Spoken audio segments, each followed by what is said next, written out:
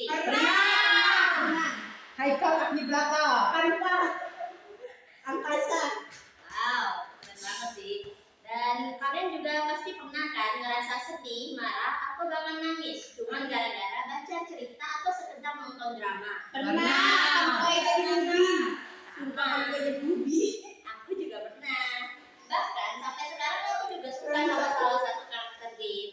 Padahal kita tahu mereka itu nggak nyata, alias cuma sekedar tokoh buatan. Tapi rasa suka yang kita rasakan itu terasa nyata.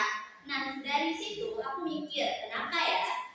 Kenapa kita bisa ngerasa sesuatu yang kuat banget buat sesuatu yang bahkan nggak nyata? Hari ini aku pengen bahas tentang kenapa emosi yang kita alami karena cerita fiksi itu tetap terasa nyata buat otak dan hati kita.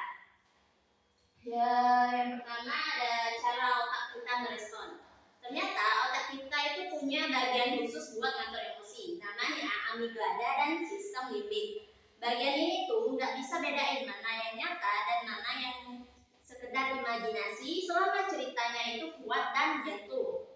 Otak kita bisa bakal ngasih emosional yang sama kayak pas kita mengalami kejadian nyata. Makanya pas kita nonton karakter favorit, kita disakiti atau dikhianati, kita bisa ngerasa ikut marah, sedih, bahkan kecewa. Karena sistem emosi ini nganggap perasaan itu pengalaman beneran. Yang ketiga itu transportasi naratif. Ada juga istilah psikologis yang namanya transportasi naratif. Ini tuh proses ketika kita kebawa banget sama ceritanya. Kita nggak cuma sekedar nonton atau baca, tapi kayak masuk ke dunia itu. Kita ngerasa seolah-olah kita di sana, ngalami sendiri semua kejadian bareng tokohnya. Itulah kenapa kita bisa ngerasa takut, bahagia, ketawa, nangis, karena cerita itu beneran berhasil menyeret kita masuk. Lalu tokoh fiksi dan empati. Tokoh-tokoh fiksi itu seringkali dibuat dengan karakter yang kuat dan emosional. Mereka punya luka, trauma, cinta, harapan, dan hal-hal yang manusiawi banget. Karena itu kita bisa ngerasa relate, peduli, bahkan jatuh cinta sama mereka.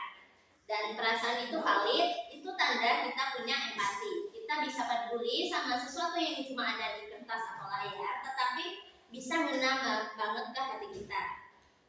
Makna buat kita, buat aku pribadi, cerita fiksi itu bukan cuma sekedar hiburan, tapi tempat yang aman buat ngerasain emosi.